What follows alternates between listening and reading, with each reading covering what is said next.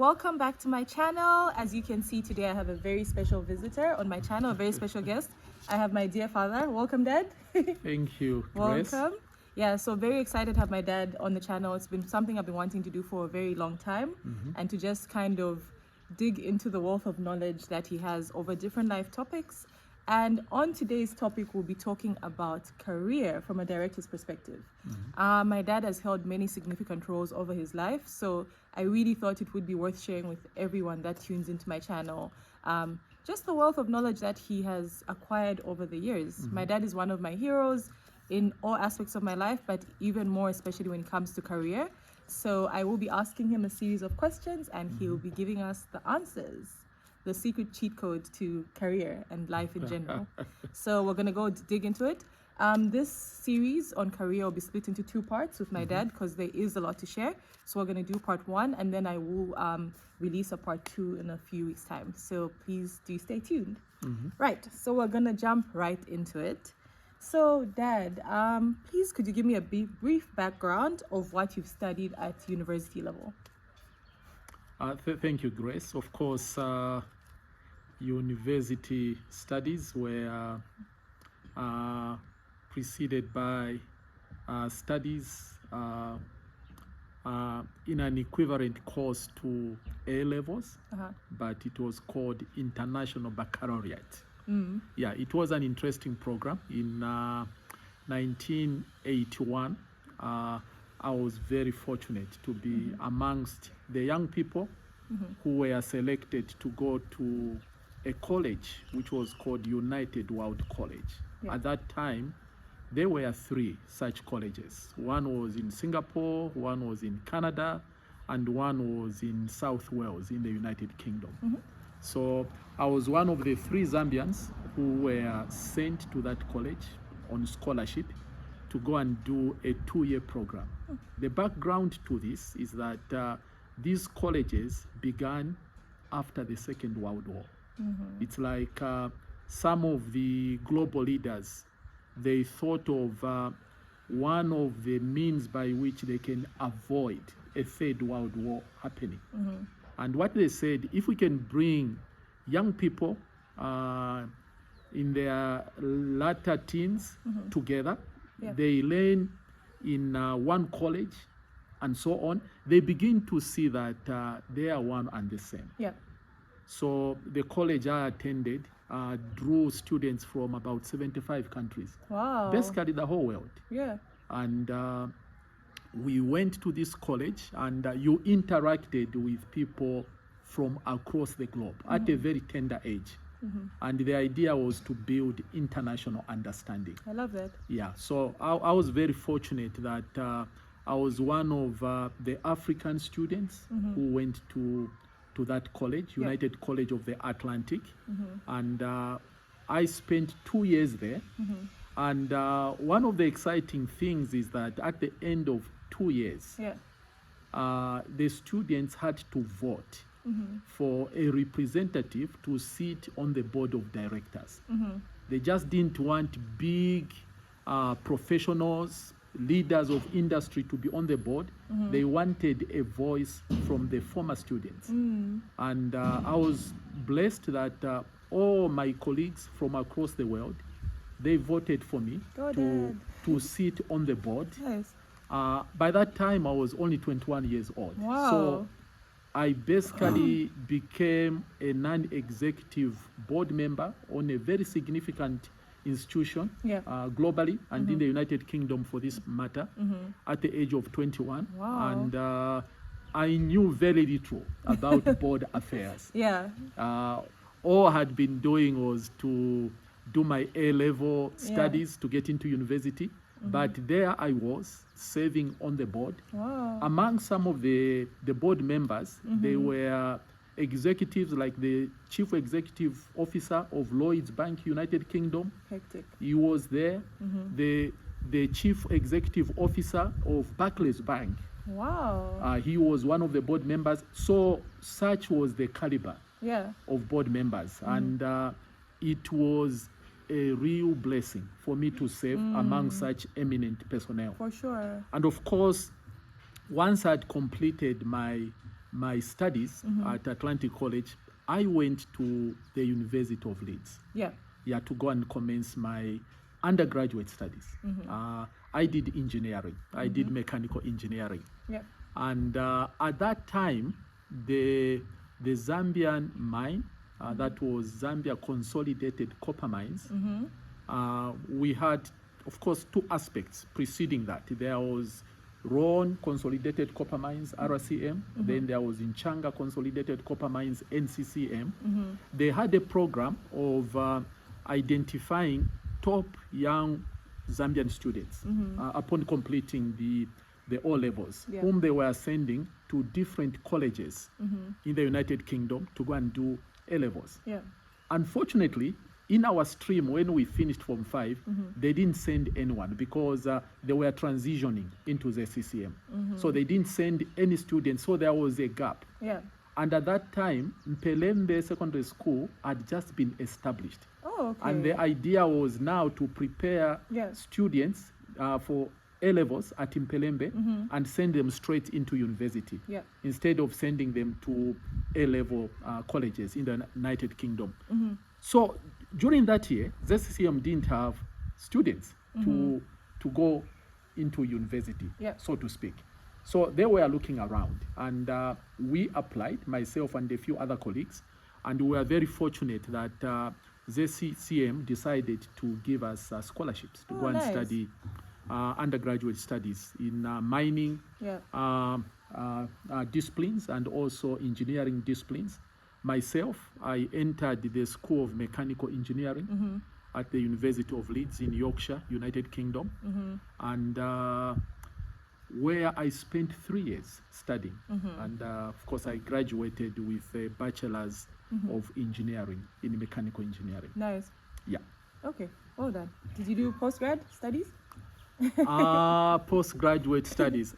I first had to come and work. Okay. I mean the conditions of the scholarship, the ZCM scholarship, is that you needed to work for a minimum of 3 years. Okay. You were actually bonded to come and work for 3 years. Okay. Which was a huge plus because once you finish university, you are very raw. You don't know what happens in industry. Yeah. So you came and you worked around various departments. You work with very seasoned professionals in different departments of the mining sector. And during that 3 years, you are really very grounded as to appreciating the linkages between university studies and what happens in industry. So I had to come and do some work, but I just did 2 years. Then an opportunity arose for me to go and do a postgraduate degree at that time. Of course, I will hasten to comment that at the time when I joined the mines around 1986, majority of the professionals in Zambian industry, they were just holding first degrees. Yeah, so we had few who had postgrad, that is masters, and some with PhDs. Yeah. So I was privileged to get this opportunity to go and do master's degree, and of course I pursued it in engineering. Yeah. Basically focusing more now on fluid dynamics and also on mechanics of fluids and things like that. That is where I specialized more and so on. Okay.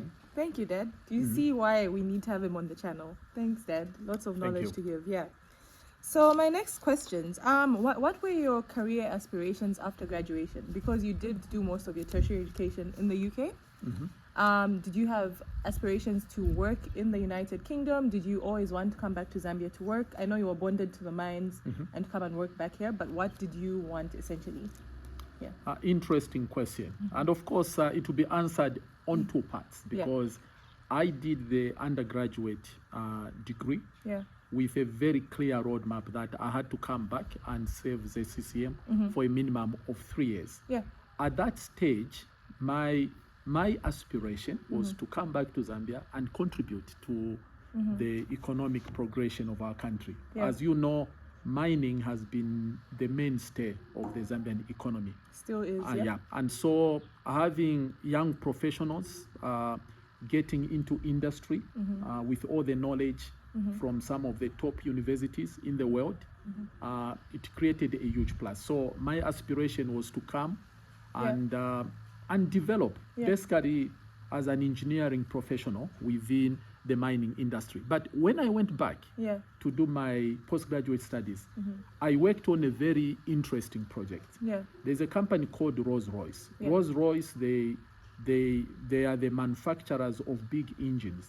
They manufacture engines for automobiles, vehicles. They also manufacture engines for aeroplanes. Like I remember in the foyer of our department at Leeds University, we used to have a huge engine for an aeroplane and so on. So when I went to do my postgraduate studies at Imperial College in the University of London, and Imperial College is a renowned technological institution and so on. And one of the projects they had been given was to develop a new generational engine by Rolls-Royce. Oh, nice. So what Rolls-Royce had done, they had split the development of a new generational engine amongst 4 universities. And Imperial College was given the compressor. Basically, we had to develop the compressor for this new engine. Oh, exciting. And a number of students were working on that. At master's level, I was the one who was assigned to that project. Then at PhD level, there was a colleague by the name of Keith. He's a British guy. He's the one who was assigned to work on that. So we started working on that project, and we were interacting very closely with the Rolls-Royce engineers. And at that stage, I started entertaining the thought of actually maybe staying in the UK upon graduating from my postgraduate degree. But things change, as always happens in life. Something happens and it redefines the rest of your life. My father, who was working for the mines as well in Mufulira, he got retired very suddenly on medical grounds.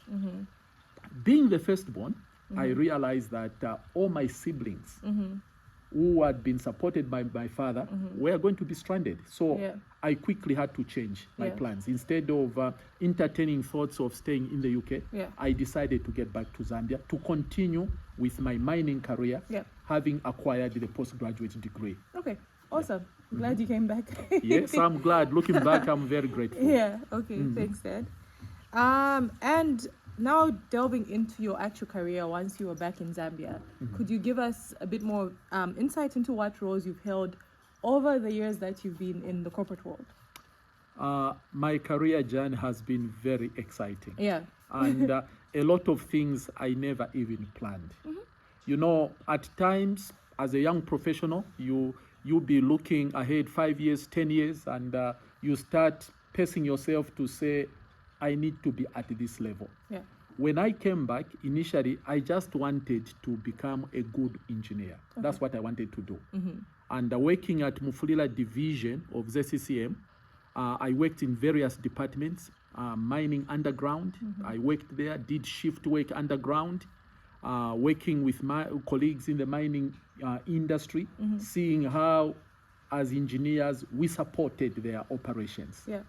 In terms of pumping water from underground to the surface, ensuring that oxygen was supplied from the surface to the mining areas underground and so on, ensuring that the equipment which moved the ore was actually working. All that was mechanical engineering related. And we worked on those aspects underground. Then on the surface, we have the concentrator. The concentrator is the department when ore comes from underground, it has to go first to the concentrator. And the ore will be crushed into smaller pieces and so on. It will undergo some concentrating process in the concentrator department before it goes to the the refinery, and so on. So that was the first role. As engineers, we had to pass through there. Okay. For 3 months, you go in this section and in that section. Okay. Then you work in the workshops. Okay. In the workshops, that's where all the maintenance was being done. Yeah. You had to spend some time. Okay. Basically, having hands-on experience Yes, on machines, lathe, milling plants, and so on. And you had to work in the design office as well of the engineering section. All those were very exciting because now you are beginning to see the knowledge you picked in university relating to industry and so on. Practical level. And of course, the one interesting project I remember at the mines, which they gave me, they had ordered Volvo dump trucks. Now, as usual, when there is changes after the vehicle had been running for some time, it needs to be worked on. Some changes were done to the machines and so on. So what happened after those changes were done? The vehicles were toppling when they are moving. At times they started having those incidents. So when I came as a young graduate, the guys said, let's give the young graduate this project. So they told me the background and so on. It was very exciting. So I started working on that, and I said, are these guys setting me up to fail and so on?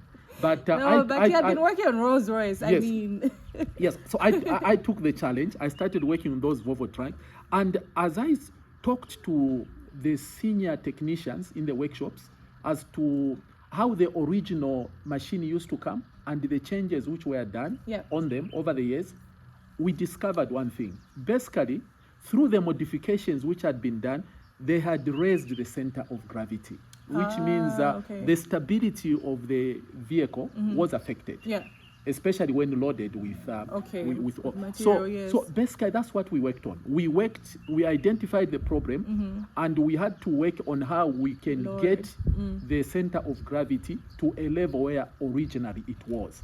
And once that was done, we reduced the number of incidents like that. Yes. So that was your first role, and then after that, after working in the mines. After working in the mines, I got. It's interesting. There was a job which was advertised. You know, you are a young professional, and you are looking for prospects. You need to be ambitious in life. You are looking for prospects. Then I saw this advert in the newspaper. One of the private companies by the name of Eddie McLean had advertised a role of technical manager. Basically, they were looking for someone with a master's degree, but he needed to have 10 years of experience. As they always say. At the time, I only had 3 years experience. So I was very short in terms of experience. But still, I said, I'll have a go at this. So I applied for that role. Lo and behold, they invited me for an interview. So I went to the Andola office. They interviewed me. After the interview, they told me that I needed to see their chief executive officer, who was moving around the countries. He had business interests in various geographies. So I came to Lusaka. I did an interview with him, and he was impressed with what he heard from me, the views I had on bringing value to the company. He was impressed with that. To cut the long story short, they offered me the role. Nice. That was very exciting role. I can imagine. I was the youngest amongst the executive team. And all my colleagues, of course, they were Indian, because the company originated from India. The shareholders were Indian guys. But the business model they had was a fantastic one. They were supplying submersible pumps to the mining. As you know, Zambian mines at that time were predominantly underground mines, which means getting water from underground to the surface was a big aspect of it. So I was supplying dewatering pumps. The brand of the pumps was called Flight Pumps. It is the Rolls Royce of pumps. So as a young executive, my role now became a salesperson. Selling this particular product, and the other product we sold also was filtration equipment to the metallurgical departments of the mines. So I enjoyed that job. I did that job for about 3 years. It was a very exciting job because it basically took me to all the mines. All the mines, yeah. And I had the opportunity to meet the people in the supply department, the people in the user departments. Yeah. And it sharpened my communication skills. Great. You know, as engineers, at times we may be bogged down into analysis and staying in one place and so on. But that job allowed me to move across the mines and meet diverse professionals. Awesome. So that was very exciting. Yeah. Something exciting happens. Whilst doing that job, the Lusaka Agricultural and Commercial Show was happening in July of 1993. Yeah. So Eddie McLean had sent me to come and man our stand in Lusaka. So I came. I did it up to Thursday. Yeah. On a Thursday evening, I was taking a flight back to Ndola because my family was in Ndola at that time. Yeah. So when at the airport, one of my former university colleagues met me. And he quickly introduced me to his MD, who was an American guy. He says, this is my MD. So we began to talk. Yeah. This friend of mine was just dropping his boss and he drove back. So as we start to talk to this guy, within few minutes, he told me that, Webster, I have a job for you. Ching. Go on. I thought the guy was joking. I laughed it off. He says, I'm serious. Yeah. So we boarded the plane. It was a 30-minute plane. By that time, we had Zambia Airways, the original It was Zambia 30 Airways. minutes from Lusaka to Ndola? They were flying 30 minutes. Wow, Lusaka to Ndola. So it was free sitting. We decided to sit together in the plane with this gentleman. The interview took place. 30-minute interview on the flight. On the flight. Amazing. Between Lusaka and Ndola. And basically, by the time we landed in Ndola, this guy told me that you need to come and visit our offices because as far as I'm concerned, there is a job waiting for you. Key tip, always be ready, even at the airport. So as it will go, a few days, this guy called me. I went to their offices. Now they did formal interviews. Yeah. It was very exciting. And sorry, how did he call you? Because there was no cell phones. There was no cell phones. He sent a message, and through that message that I needed to go and see them. Then I went there.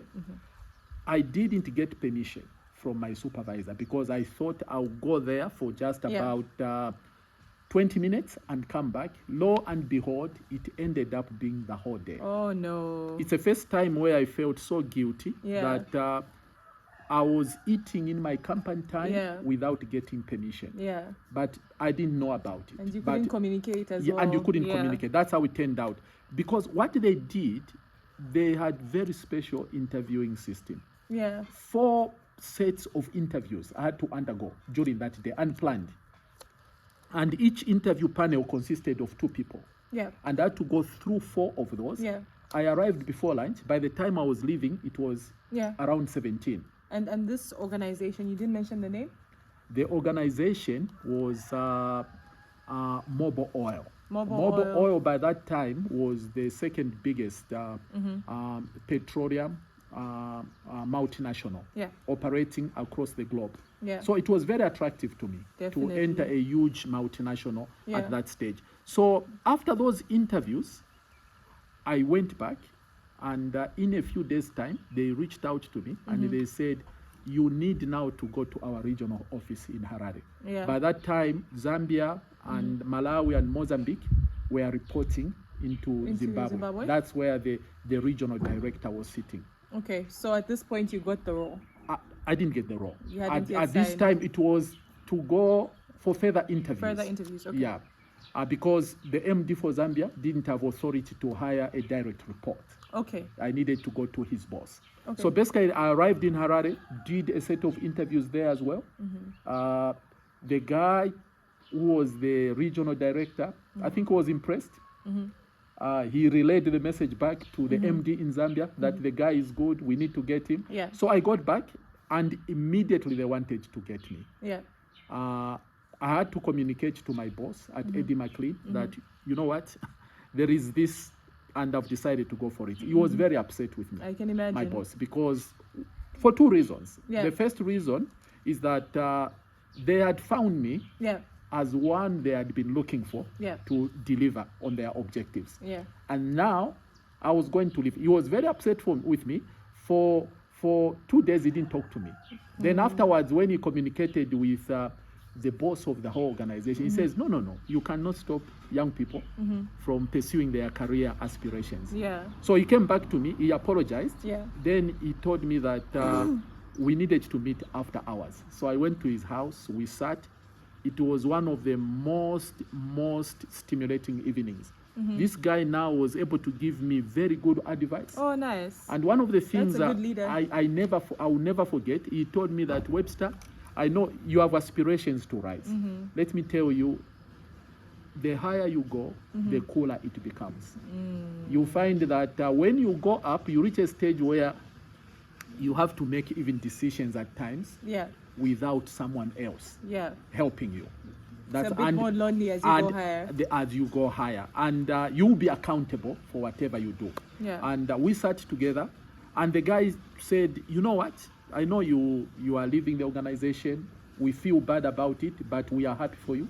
So he was very supportive, even as I left the organization. And for that, I'm very grateful. So I joined Mobil Oil. Immediately, they put me on the plane to go to Lagos to go and do an operations training in petroleum matters. Okay. And so on. So I went and spent a month in Lagos doing operations, petroleum operations, running depots, fuel depots, petroleum storage depots, and so on.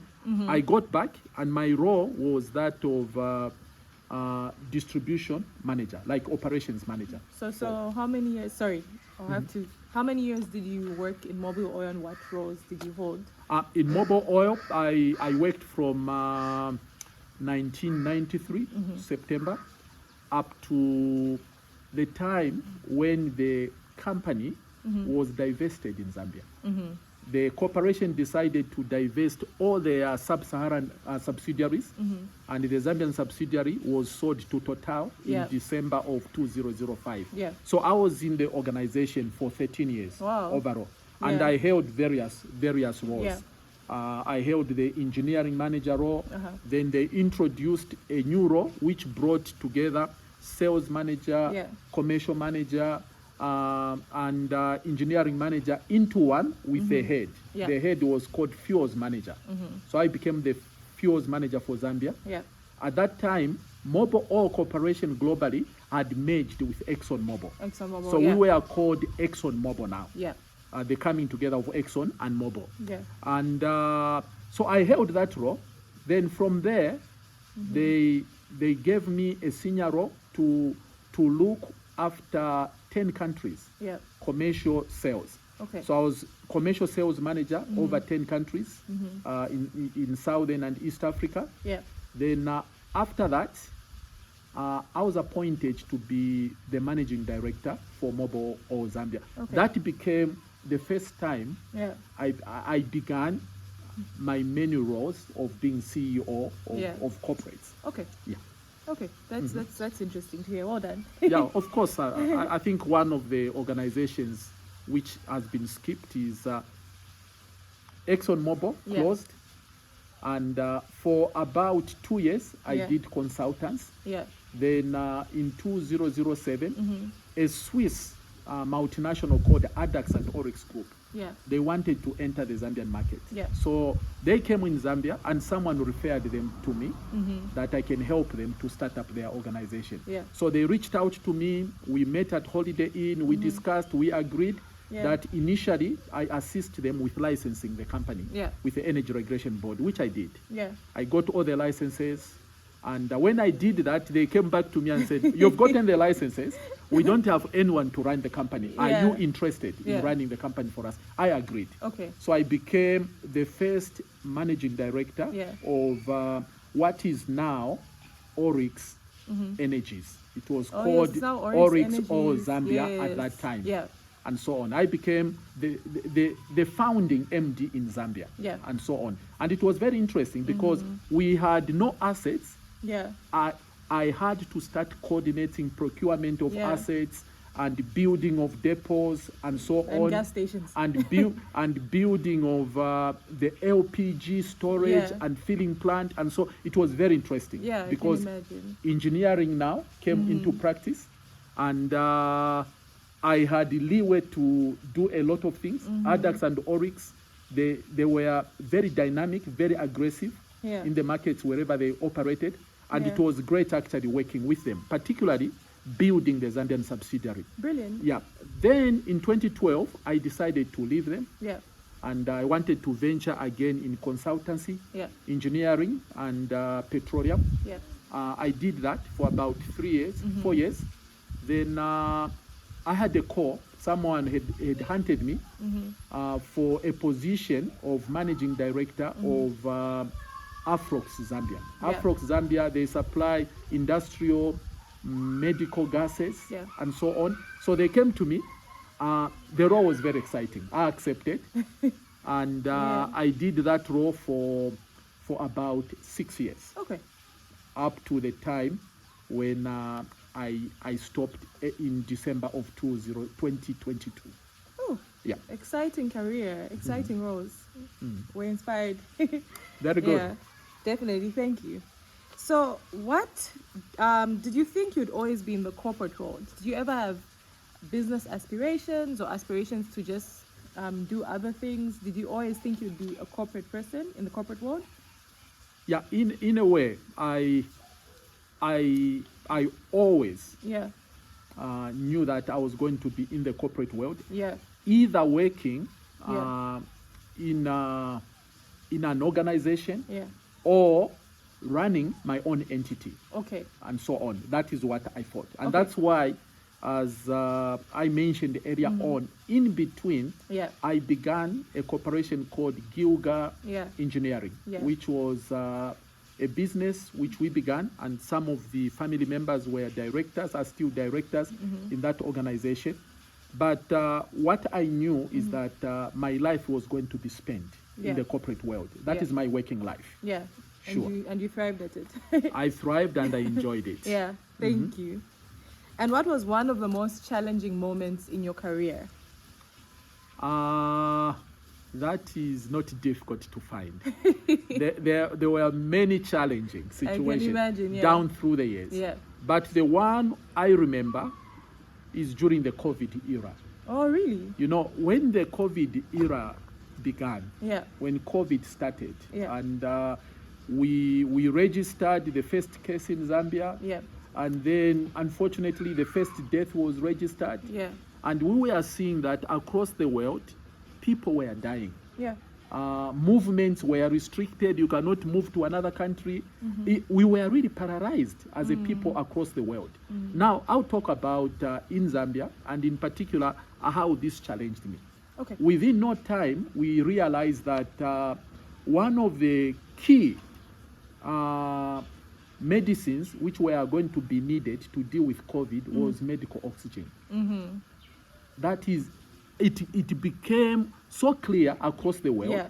that medical oxygen became such a significant product. And I happened to be the MD for Afrox Zambia, who Yeah. are the manufacturers, or amongst many products, medical oxygen, Yeah. and so on. So within no time, we realized that, guys, we need to step up Yes. to the challenge. Yeah. The challenge is huge. It's not just supplying a few companies now. Yeah. We have to save communities Save lives. across the country and beyond the borders of Zambia. Yeah. So that became really challenging because the plant we had, which is an air separation unit, an Yeah. ASU, it was giving us problems at that time. But fortunately, our engineering team did a good job. Yeah. Prior to the commencement of COVID. Yeah. They had just worked on the plant. Yeah. It was yielding about 13 tons of combined nitrogen and oxygen per day. And of course, what we did, we prioritized oxygen to nitrogen now. Okay. Because what we said is that, yes, industry must be given their products because Yeah. industry has to thrive, Yeah. but lives must be preserved. Yeah. So it's a decision we made. even at group level, that decision was made that we needed to support the medical institutions so that oxygen was supplied as much as possible. Now, here in Zambia, I mean, we had been doing like one shift. We had to change everything. We had to stretch our operations. And suddenly, we were receiving calls from the Ministry of Health, calls from all the superintendents of various hospitals telling us that we are running out of oxygen, we need oxygen. It became really challenging.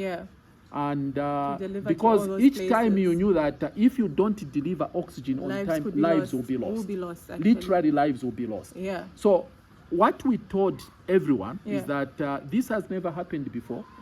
We need to change our thinking. We are going to become 24/7 operators. And basically, as MD, I put my phone alive the whole day. When I went to sleep, my phone was alive, and people will call me at different times.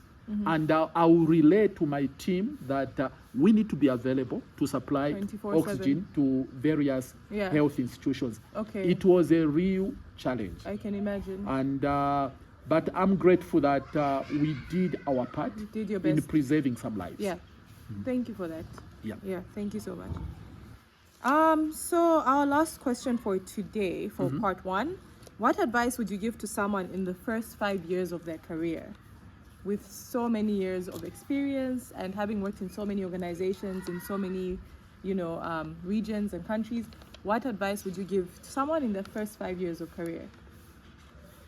The first 5 years of one's career, having graduated from college or university, are very, very important. They are foundational.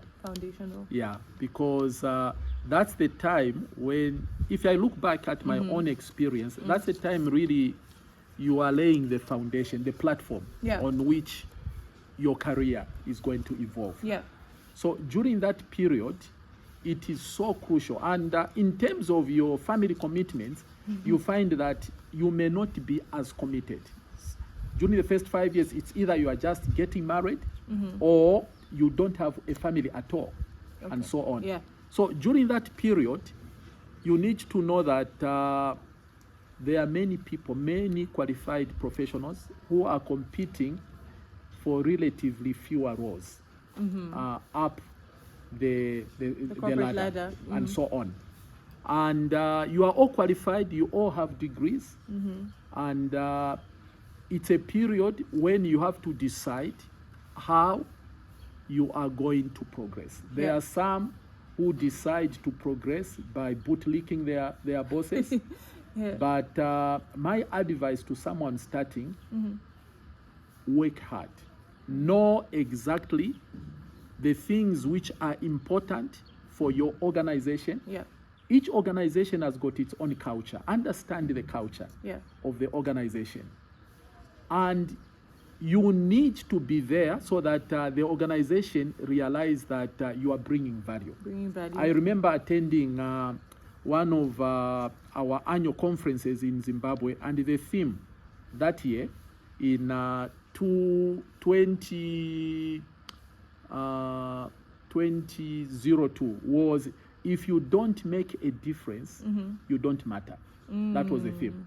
If you don't make a difference in the organization, you don't matter. So basically, you need to position yourself that you bring value. And the organization depend on you to bring that kind of value for its success. And so on.